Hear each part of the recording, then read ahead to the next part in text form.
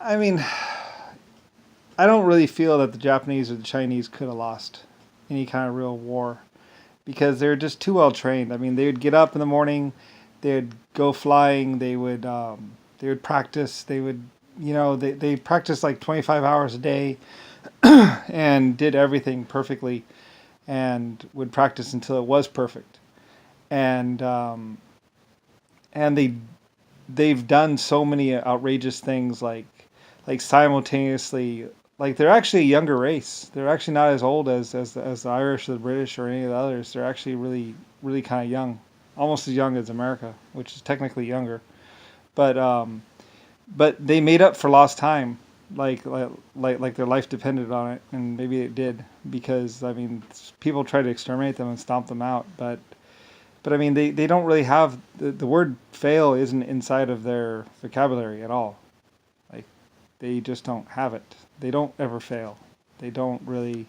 They don't even really make a mistake. I mean, they're really perfect, and they are. I mean, I love them. I nurtured them and took care of them and made sure that they would be as perfect as possibly could be. The Germans helped out. The British helped out. Everyone helped out to make Japan like the golden race, you might say. You know, they were given the best schools, the best teaching, the best knowledge, the best information. Like if one race was going to succeed, it was going to be Japan and China. They were going to succeed where no other ever had. You know, in the same way, like born with unity and all that. So, like I say, I love them very dearly. On some of my old Canon, you would see a big star on the side. You know, the spokes were actually stars. It was basically like a outward. It looked like four half circles though. You know, four half circles with a little bit of a thing. But basically, and then later on, it was the crest, which is basically like one point and then roads going out or lines going out, pretty much. And that's because the cities were designed the same way. And we tried that for a while, and then we were like, doesn't work out too well. I mean, because everyone goes to the center of the city and then turns. But that was back from the old days when you had a center area to every city, and the city just kind of expanded out. And then after a while, it's like, no, that's not gonna work. We'll have to do like this. Because some buildings were like really small on one side and bigger on the other side. So, and some buildings were huge on the backside. So it didn't really work out for a lot of things. So eventually we decided to scrap that idea and just go with like big square blocks, basically. But before we were doing like artistic cities and stuff like that, and that was back in the old days. But my wheels would have this like star shape on them, and that's the way they look. That's white star lines, Lucifer white star lines, basically. I put myself into every project, into every design, and in every name. Like I would always add in a little bit of me, just like, oh yeah, and let's do this, a little bit of my own creativity into that, and like because I would be designing and inventing and owning and be paying for it, and be selling it, so I wanted to have it just right in my way, in the way I like to do things. So a little bit of style, you might say. So Lucifer White Star style. Anyway, yeah, I mean, I actually owned everything and actually designed everything and invented almost everything and led my people and wanted to snuggle them. Like I said, I wanted to snuggle my people. I wanted to take care of them and adore them, all of them. And I didn't want anybody to die or be hurt or go hungry or not have a roof over their head. So I tried that. I did the best I could. So anyway, my name's Brian. Brian Briley. Brian Nathaniel Alexander Briley.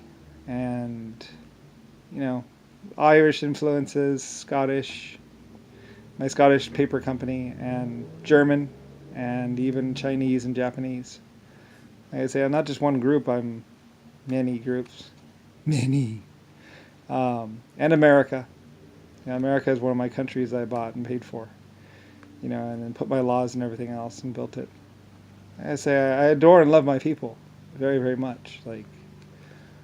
And I built 800 galaxies and made them bigger so my life forms could have more room. So it got kind of massive and big towards the end. But yeah. Anyway. So you might look for the pictures with my star-shaped wheels. And then later on I did like this S-shaped wheel. Or like this S kind of like, it's a curved wheel basically. And there's also like S shapes as well.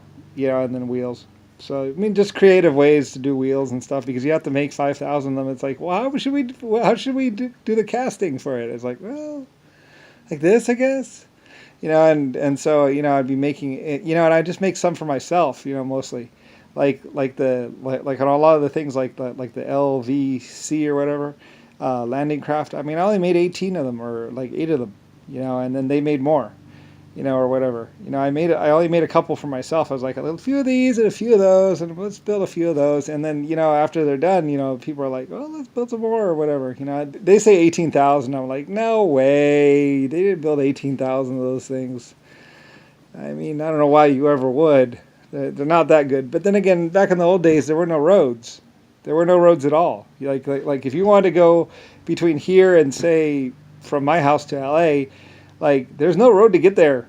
Like you're gonna be going through you're gonna be crossing into a creek and be going up a mountainside and maybe there'll be a trail there and some tracks. You might go, oh yeah, I guess that's how everyone else does it. So then you'll be going down and going up. There's no real.